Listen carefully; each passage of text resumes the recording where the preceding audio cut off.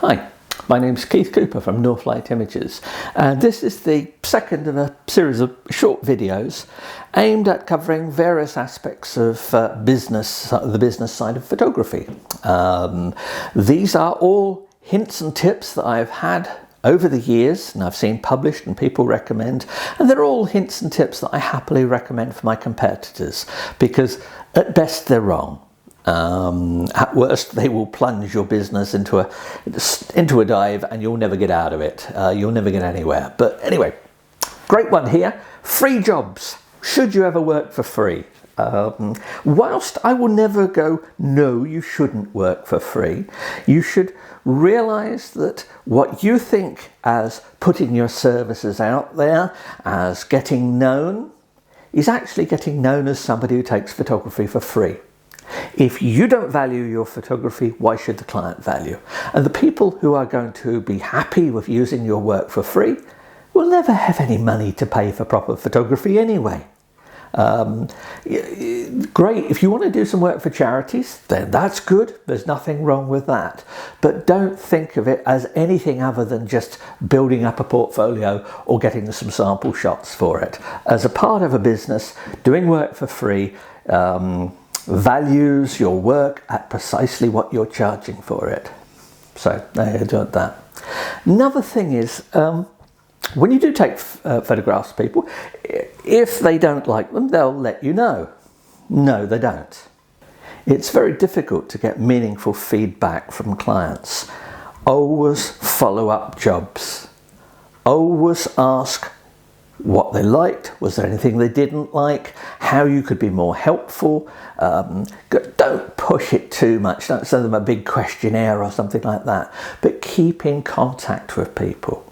Because quite often there may be somebody just went, well, it would have been nice if we had some photos of such and such. Well, if you don't ask and they don't tell you, you won't know that, and that might put them off buying your photography next time, which is what you really want, because repeat business is what counts. Talking of, this is from, these prints are from a test of this Epson printer I did recently, and you might think, ooh, I want to sell some prints. Well, I've done some articles about the business of print selling, but one thing I would say is, when people go to a restaurant, they go to eat, they go to interact with other people. They do not usually go to buy photographs. So the next time you see somewhere some photographs up in a restaurant somewhere and think, oh, I could do with having some of my own there. Think seriously about how often they actually sell stuff. Now, there are locations where art sells, but they are few and far between. Most examples of photographs on walls in restaurants, bars and the like that you will see are what are called free wall art. You're being paid for exposure, and exposure's worth very little when it comes down to it. Yes, it may be nice to see your photos up on the wall, but seriously, when did you last go into a restaurant with the aim of looking for art? People don't do it, so be very careful about that one.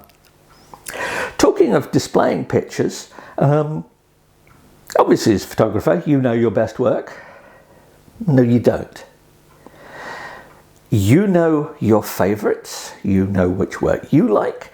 That does not mean that the work that you like, other people will like. Now, hopefully at a certain point there will be some crossover here, otherwise you're never going to sell any pictures and not many people are going to ask you to take pictures for them. But always ask other people's advice. You don't always have to make any notice of it, but ask what people think of pictures. Show people pictures.